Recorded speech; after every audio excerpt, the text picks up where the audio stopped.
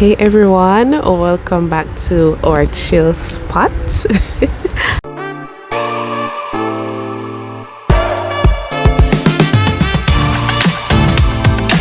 How have you been doing? I really hope that the last couple of days have been great. And today, well, tonight, it's nighttime. Yes, it's nighttime. Tonight, I'm going to be talking just a brief introduction of my fitness journey and where I've been and where I'm going to go and how it has changed my life. Did I say something? It has changed my life. If you see me looking down, my phone has a view. The breeze is breezing. So my phone has a viewfinder on my laptop. The app is called Let's View, so I can see what's going on with just making sure that you guys are seeing me in focus. But anyways, back to what I was saying. Yes. So yeah, I'm going to be talking about that, and let's just chat. Okay, so I'm gonna have my phone and I'm gonna have some notes on it. So if you see me looking down, it's as much as it's gonna be a short video, I still want it to have the right pointers so I can go through it quickly, And also my viewfinder is down here. So if you see me looking to the right, it's because I just want to know that I am in the photo. Or I'm in the video, right? Sorry, in the video.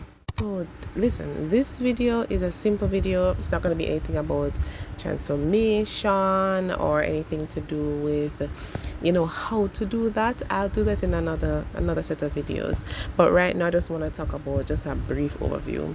So when I was younger, living in Jamaica, I was skinny. I was a skinnier girl. I was just always, for my height as well, I was the right weight. Though there was a point in time where I was a bit more skinny. When I went to UE, I wasn't eating because I was so stressed. So I did lose a little bit more weight. At the time as well, my mom was sick.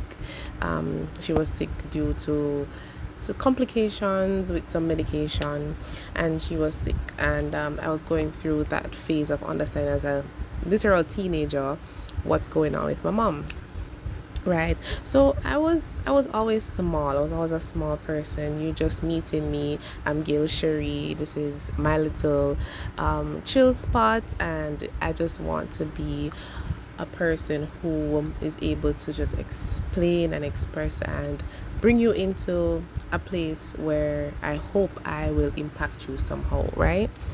So I always had bigger busts. It's the genetics of my family, both sides, my mom and my dad. My dad and my mom, they have a person with big boobs. So even though I was a smaller frame, I always had big boobs, and I just lived with them. Like, what can I do? What can I do? But then I went to college in the US. At that time, my mom and my aunt in Connecticut, they were just talking, and they just wanted me to come up and to do my degree. Yes, I did alone, but that is a totally different conversation. Just going with the whole fitness and my weight gain process, and I'm gonna have small pictures here and there that you will see the difference, not the difference, but yeah, the difference and the progression and everything. So yes, I went overseas, and trust me, living on campus, you get food points or food coins basically on a card. And trust me, when I just went, I didn't really want to eat, but after a while, I really got addicted to the pasta and the pizza. I got addicted to a lot of different foods that initially it never looked no way. Initially, it looked no way because I was already small. So eating those things, I still looked small up until I was in, I think, my sophomore, junior year. Yeah, sophomore, junior year. And that's when I started to get the real weight. Like you could see that my face was swelling up, my body was getting bigger, and I was just putting on the weight. So being in the US, everybody had a cookout every summer. Summer cookout parties, especially family parties, and just there was just food. Okay, and people always say, "Eat, man, eat," or you should take what you want and stuff. And not having the appropriate guidance and not having the knowledge that I have now, I just ate. Yes, I did. I just ate. So I put on weight, and then let's fast forward to about 2015. Let me talk about my mom. So my mom died in 2013, and I had to process that as well.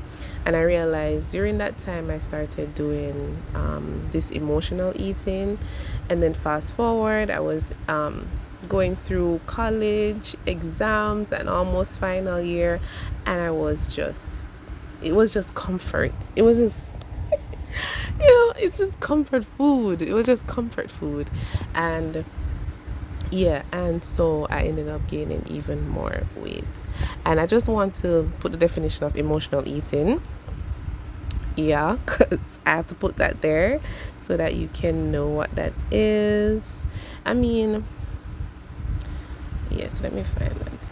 All right, so because I use dictionaries, I still use dictionary. I don't know who remember encyclopedias, but anyways, I use dictionaries. So I'm gonna be using the Oxford English Dictionary, and what emotional eating is. They have comfort eating, it's a noun, right? And they have the action or habit of consuming food in attempt to alleviate feeling of anxiety, boredom, negative feelings, etc., rather than to satisfy hunger. Typically large quantities of food with a high sugar or fat content. That's what the definition of emotional eating or comfort eating. Because as I said, it's like a hug. It's literally like a hug. Fast forward, I'm in Jamaica, and I'm basically getting back the type of foods that I'm used to when I was here when I was younger. And I realized I still had the weight on because I was still eating snacky snacks. I was just using food as comfort, and I have a whole video where I was just crying to myself because I had stomach issues. I just didn't fit in anything because I already had big boobs, and then I couldn't fit in anything. A moment of silence for that. That was just a lot of struggles that I had to go through, and eventually I had to just stop. Like I literally had another video that I recorded. I have them, but they're somewhere stored away, where I literally had to say, Gail, stop. Just stop. And I stopped snacking, and I did join a gym. Did I join a gym at that time? I did join a gym, and I did started walking with my co-workers. Big up Cutty. I started walking a hill. It's a hill.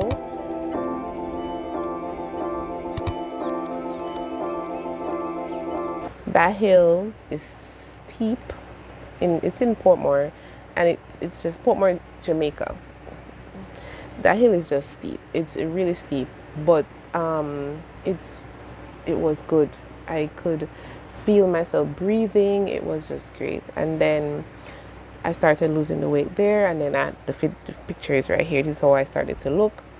And then fast forward to 2024, where I started to go more consistent with the gym, and I was dragged and then I was dragged into doing training with Big Up Simmons.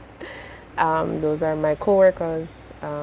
They just like fitness, so I was basically dragged into it, but it was for a good cause, and I had made up my mind that, listen, Um, I just had to, right?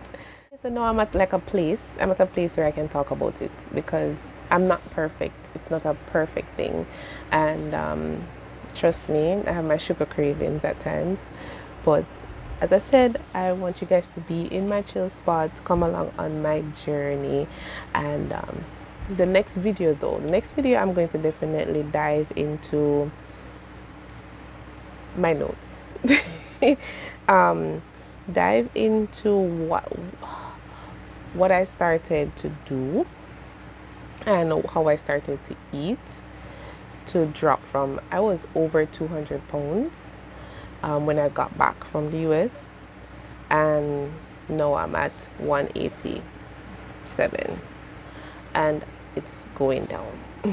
So that's a process, and everything is a big step, everything is a process.